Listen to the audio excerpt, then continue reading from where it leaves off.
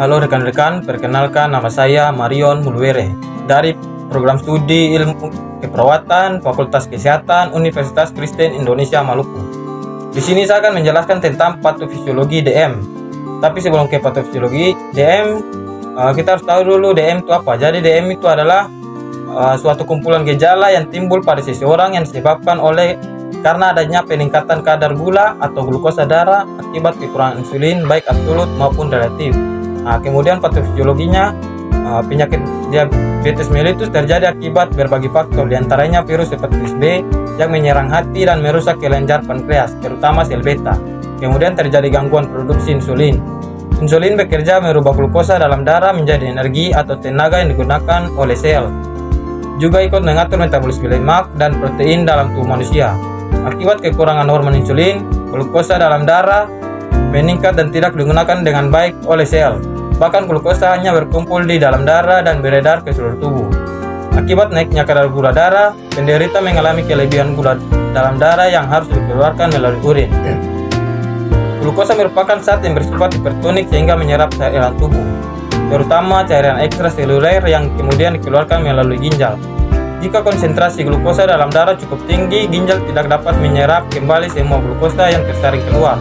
Akibatnya glukosa tersebut muncul dalam urin atau glukosuria.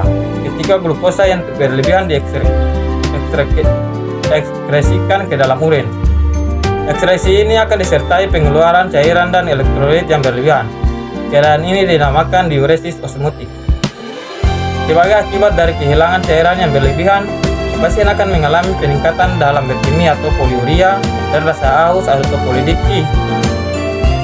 Efisiensi insulin akan juga mengganggu metabolisme protein dan lemak yang menyebabkan penurunan berat badan.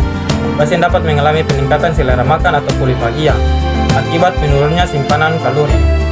Gejala lainnya mencakup kelelahan dan kelemahan, kondisi fisik yang terganggu, lesu dan sering mengantuk. Meskipun penderita banyak makan atau polifagia, tetapi penderita tidak gemuk dan semakin kurus, sehingga penderita menjadi tidak produktif.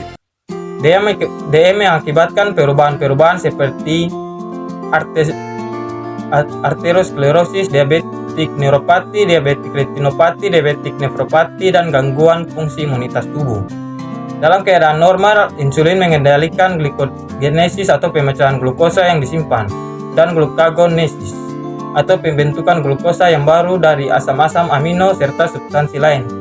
Namun pada penderita defisiensi insulin, proses ini akan terjadi tanpa hambatan dan lebih lanjut turut menimbulkan hiperglikemia. Di samping itu akan terjadi pemecahan lemak yang akan mengakibatkan peningkatan produksi badan keton yang merupakan produk samping pemecahan lemak. Badan keton merupakan asam yang mengganggu keseimbangan asam basa tubuh apabila jumlahnya berlebihan.